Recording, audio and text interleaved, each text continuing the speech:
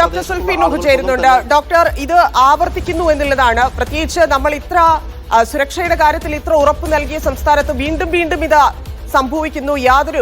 പല സംഭവങ്ങളും പ്രകോപനപരമായിട്ട് എന്തെങ്കിലുമൊക്കെ ഉണ്ടായതായിട്ടുള്ള ചെറിയ ചെറിയ റിപ്പോർട്ടുകൾ ഉണ്ടായിട്ടുണ്ടെങ്കിൽ പോലും ഇതിൽ യാതൊരു പ്രകോപനവുമില്ല. ആശുപത്രിക്ക് നേരെയുള്ള വൈകാരികമായിട്ടുള്ള ഒരു പ്രതികരണമായിട്ട് ഒരു തരത്തിൽ ഇതിനെ വിലയിരുത്താമെങ്കിലും പക്ഷെ അതിനപ്പുറത്തേക്ക് സുരക്ഷ എന്നൊരു കാര്യത്തിൽ വലിയ വീഴ്ച സംഭവിച്ചു എന്നത് വ്യക്തമാക്കുന്ന സംഭവമാണ് ഉണ്ടായിരിക്കുന്നത്. ഡോക്ടറുടെ ആരോഗ്യത്തിൽ ആശങ്കപ്പെടാനില്ലെങ്കിൽ കൂടി ഇത് എത്ര വലിയ വീഴ്ചയാണ് ഉണ്ടായിരിക്കുന്നത്? എങ്ങനെയായിരിക്കും സംഘടന ഇതിൽ പ്രതികരിക്കുന്നത്? ഇത് ശക്തമായ പ്രതികരണം എല്ലാ സംഘടനയിൽ നിന്നും ഈ കാര്യത്തിൽ ഉണ്ടാകും. ഇത് കേരള മനസാക്ഷിയെ ഞെട്ടിക്കേണ്ട ഒരു വസ്തുത തന്നെയാണ്. ചികിത്സിക്കുന്ന സംവിധാനങ്ങളിൽ ചികിത്സിക്കേണ്ട അല്ലെങ്കിൽ മനസാന്നിധ്യത്തോടുകൂടി വളരെ കോൺഫിഡന്റ് ആയിട്ട് ചികിത്സ നൽകേണ്ട അല്ലെങ്കിൽ ജീവൻ രക്ഷിക്കേണ്ട ആൾക്കാർക്ക് ഇത്തരം ഒരു സംവിധാനം നേരിടേണ്ടി വരുന്ന അല്ലെങ്കിൽ ഇത്തരം ഒരു ആക്രമണം നേരിടേണ്ടി വരും എന്നുള്ള ഒരു സ്കൂൾ ഓഫ് തോട്ട് ഉണ്ടാകുന്ന അല്ലെങ്കിൽ മനസ്സിൽ അത്തരം ഒരു ചിന്താഗതി ഉണ്ടാകുന്നത് തന്നെ ചികിത്സയെ താറുമാറാക്കി കളയുമെന്നുള്ളതിന് സംശയമില്ല.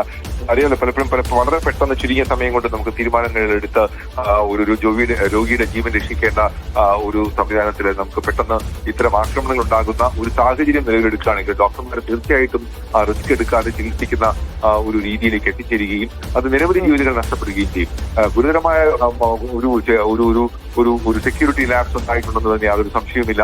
അതാണ് ആ സെക്യൂരിറ്റി ലാപ്സ് എന്തുകൊണ്ടുണ്ടായി എന്നുള്ളതാണ്. കാരണം സിസ്റ്റത്തിന്റെ കാര്യത്തിൽ വലിയ കംപ്ലൈന്റ് ഇപ്പൊ ഡോക്ടർ വന്ദനാദാസിന്റെ മരണം വരെയുള്ള കാര്യങ്ങളിൽ ശരി, പക്ഷെ അതിനുശേഷം വലിയ ഉറപ്പ് സർക്കാർ നൽകിയതാണ്.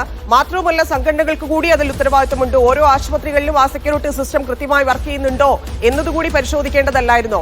ഈ കഴിഞ്ഞ 2-3 വർഷങ്ങളിലായിട്ട് ഇതൊന്നും സംഭവിച്ചിട്ടില്ല. ആശുപത്രികൾ പ്രധാനപ്പെട്ട ആശുപത്രിയാണ്. കോഴിക്കോടിനെ സംബന്ധിച്ച് താമരശ്ശേരി താലൂക്ക് ആശുപത്രി എന്ന് പറയുമ്പോൾ വളരെ പ്രധാനപ്പെട്ട അത്രയധികം ആളുകൾ ആശ്രയിക്കുന്ന ആശുപത്രിയാണ്. അവിടെ പോലും അത് സംഭവിച്ചിട്ടില്ല എന്നുണ്ടെങ്കിൽ അത് എന്തുകൊണ്ട് സംഘടന കൂടി അന്വേഷിച്ചില്ല?